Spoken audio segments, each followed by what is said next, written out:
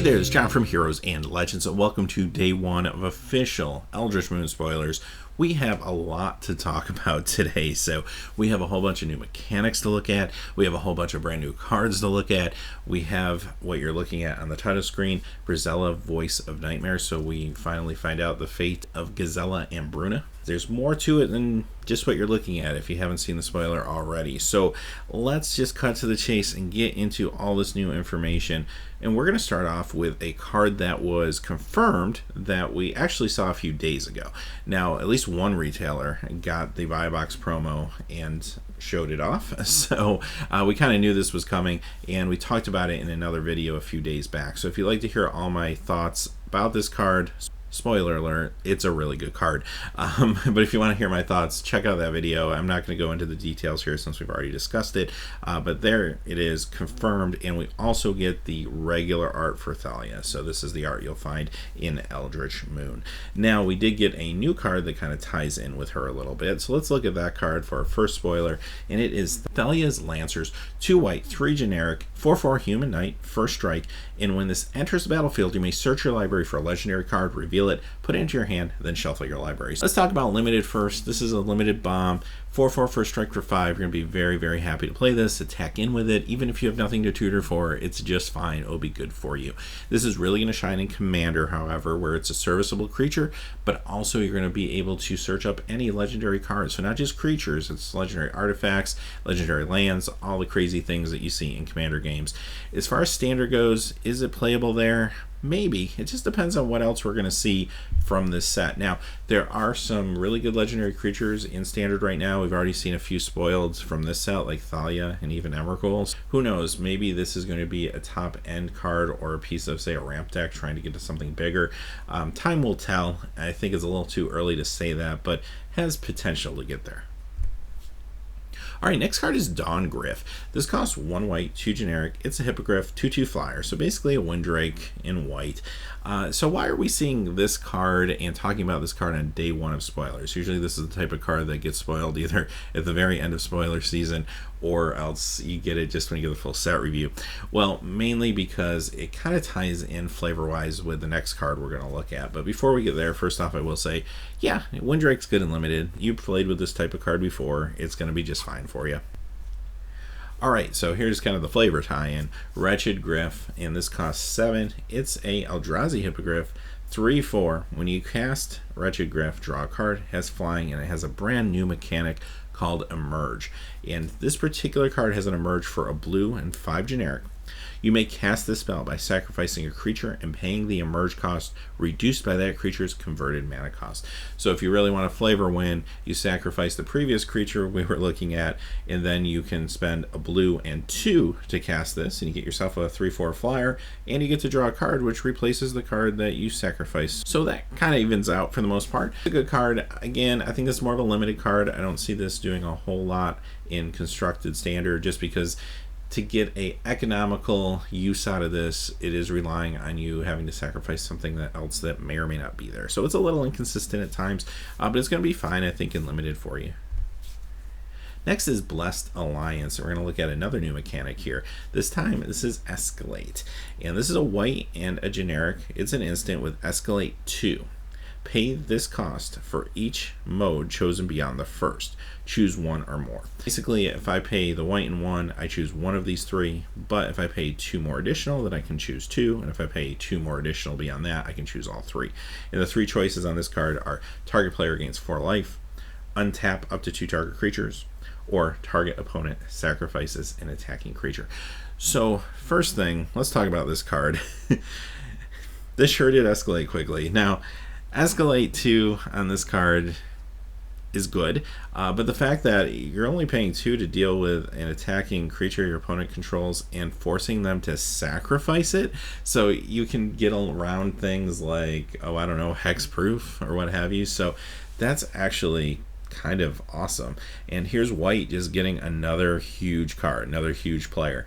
Now, You throw Escalate on top of that, and yeah, maybe you just gain a little extra life if you have some expendable mana. Maybe you can untap a couple of your creatures and just blow them out if they're attacking with a number of things. This is a huge combat trick, and it's a huge removal spell for white. This is a great card. Yes, this will be constructed playable in standard, maybe even modern. This is a very, very good card, especially where white is right now. It just seems like white's just getting more and more of a push. All right, let's talk about Gisela and Bruna. And really, to truly understand what's going on here, if you haven't seen the spoilers yet, basically there's a new mechanic called Meld. And Meld lets you take 2 individual creatures. There's something that will cause them to flip, and then they become 1 large creature. So what you're looking at on the right side of your screen is Brisela, Voice of the Nightmares. This is actually made up of the flip side of both Gisela and Bruna. They come together into one big magic card. So this is crazy stuff. Now, a couple things about the Meld mechanic before we talk about these cards individually. This is, of course, brand new.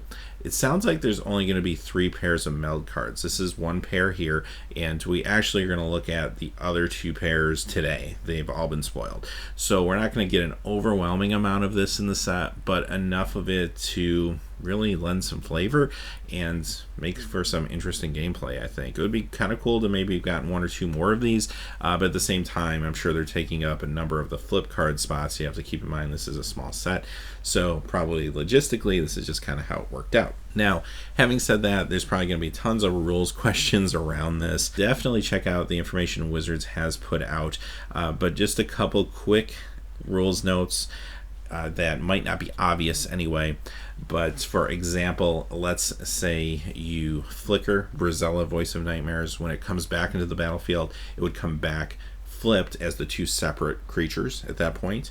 If you are looking for a converted mana cost on Brisela, Voice of Nightmares, it's actually the sum of the 2 mana costs of the cards creating it. Now, you don't see that on the card itself. That would be the converted mana cost. So a couple interesting side notes, just want to throw those out there. I'm sure there's going to be tons of questions. The other thing is when they become 1 creature, the 1 removal spell will get rid of it. So it does open you up potentially for a 2-for-1 in some situations. So you want to keep that in mind. All right, having said that, let's talk about these cards individually. Gisela, the Broken Blade. 2 white, 2 generic, legendary creature, angel horror, 4/3, flying, first strike, lifelink. At the beginning of your end step, if you both own and control Gisela, the Broken Blade, and a creature named Bruna, the Fading Light, exile them, then meld them into Brisela, Voice of Nightmares. So the reason the wording is like that is because they want you to own the creature. So like a control magic effect, stealing the other creature won't do it.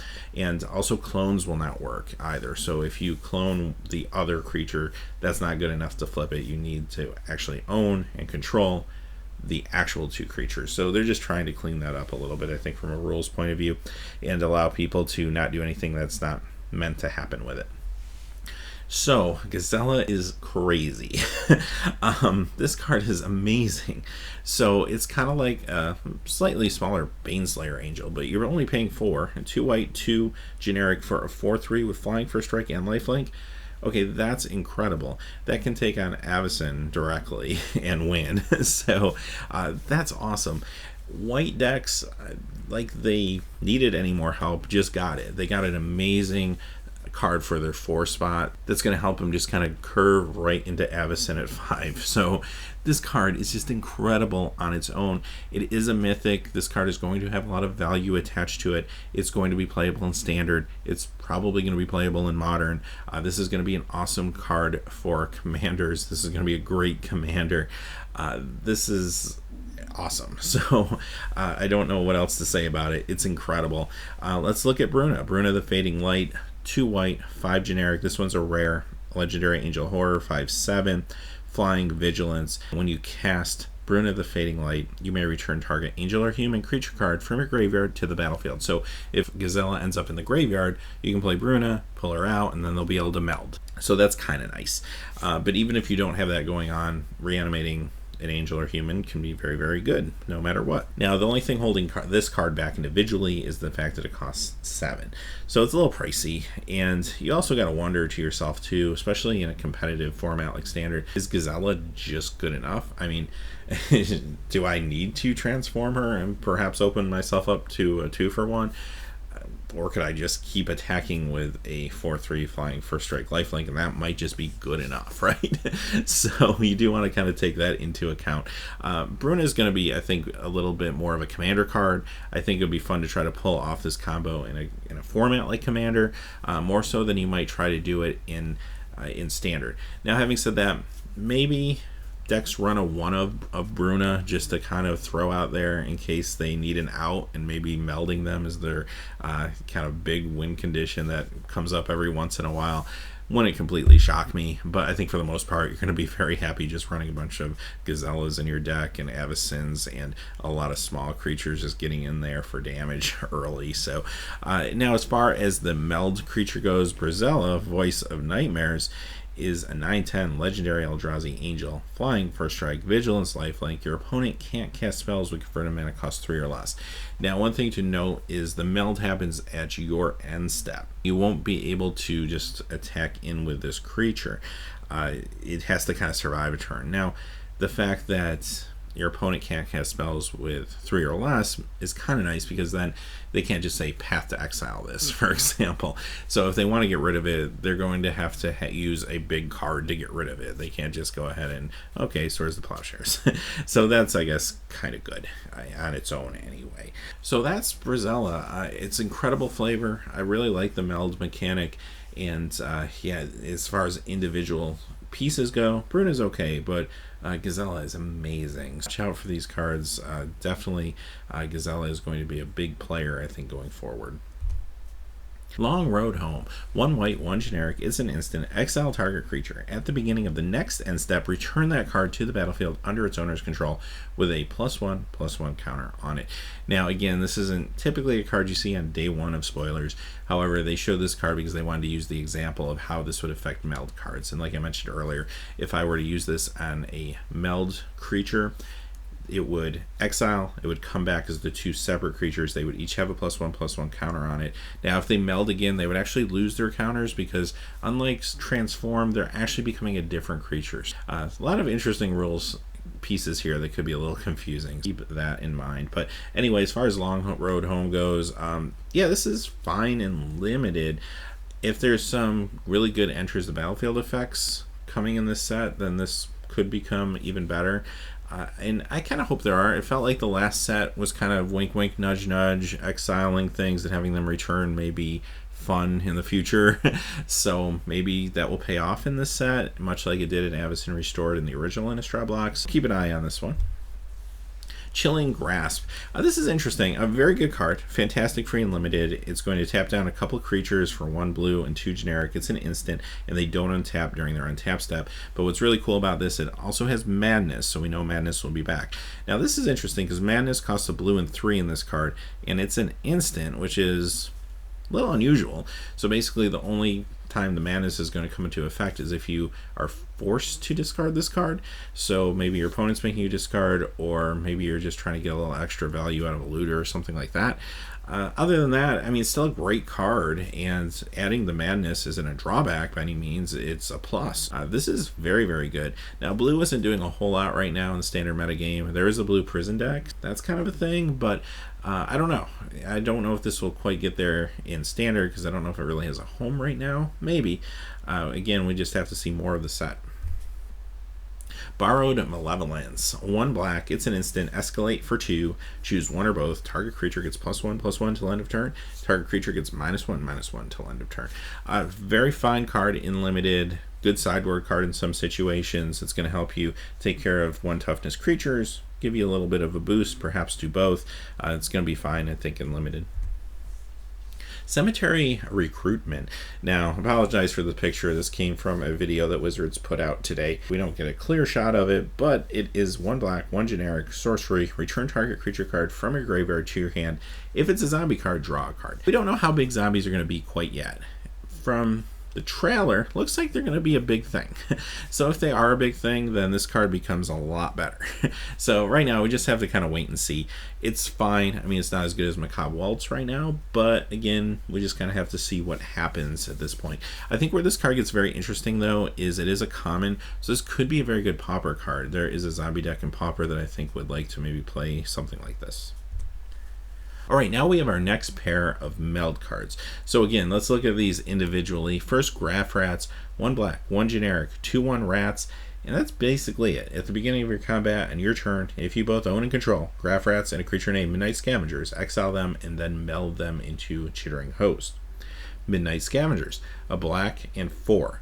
3/3, and when this enters the battlefield, you may return target creature card with converted mana cost 3 or less from your graveyard to your hand. Of course, melds with Graph Rats.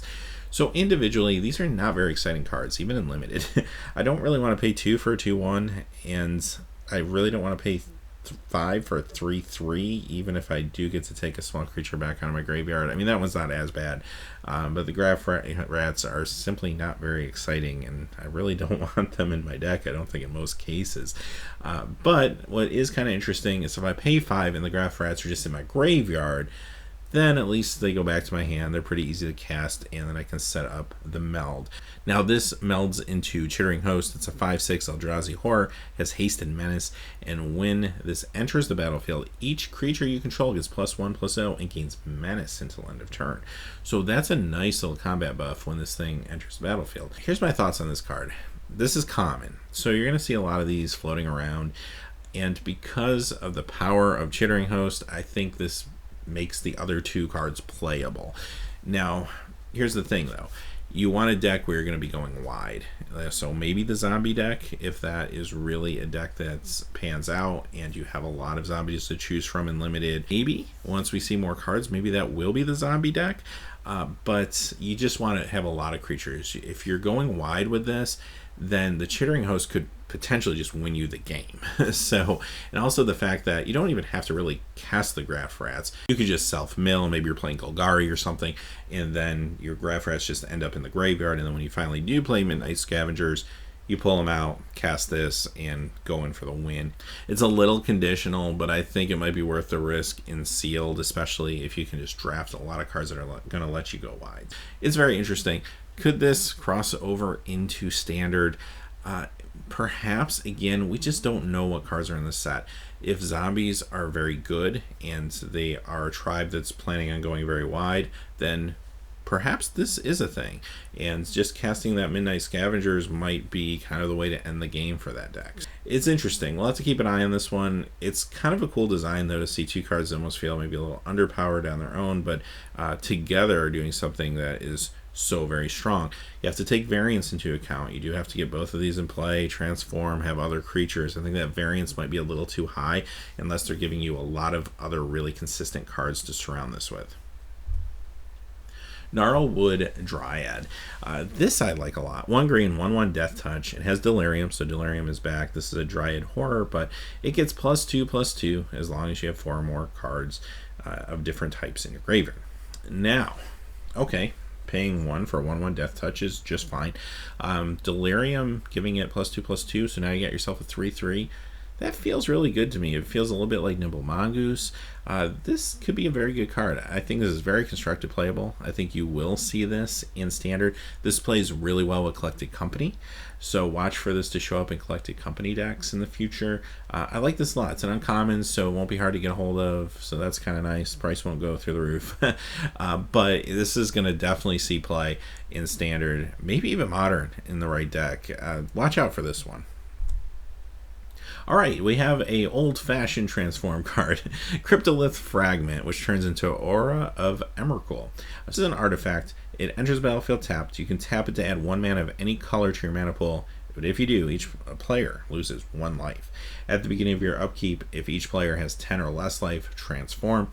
Then it becomes a 1/4 Flying Death Touch, Eldrazi Reflection, and whenever this attacks, each opponent loses 3 life.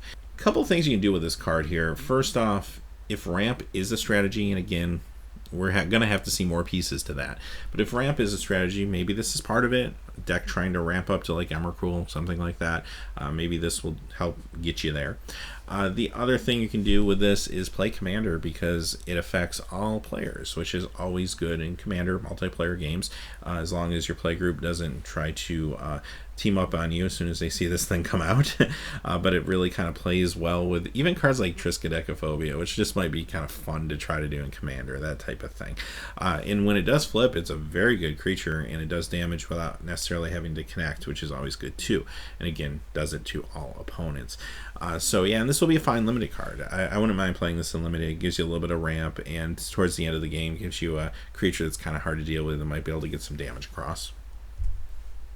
Alright, our last spoiler of the day is another Meld pair, and this is Hanwar Battlements and Hanwar Garrison, which becomes Hanwar the Writhing Township. Now the funny part is we actually saw Hanwar the Writhing Township a few days ago. It was spoiled, but they didn't tell us it was actually two separate cards put together. So now of course it looks very different. So let's look at these individually. Hanwar Battlements, it's a land, it's a rare. You can tap it for a colorless mana, or you can pay a red and tap. Target creature gains haste till end of turn. Pay 2 red and 3 and tap. If you both own and control Hanwar Battlements and a creature named Hanwar Garrison, exile them, meld them into Hanwar the Writhing Township.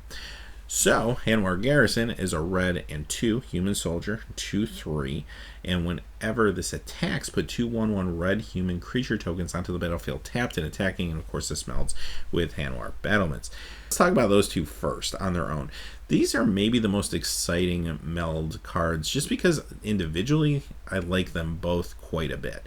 They're great for aggressive decks. You're looking at obviously aggressive red decks, but this first card, you pay a red, give anything haste. Yeah, I can get on board with that. That's actually kind of awesome.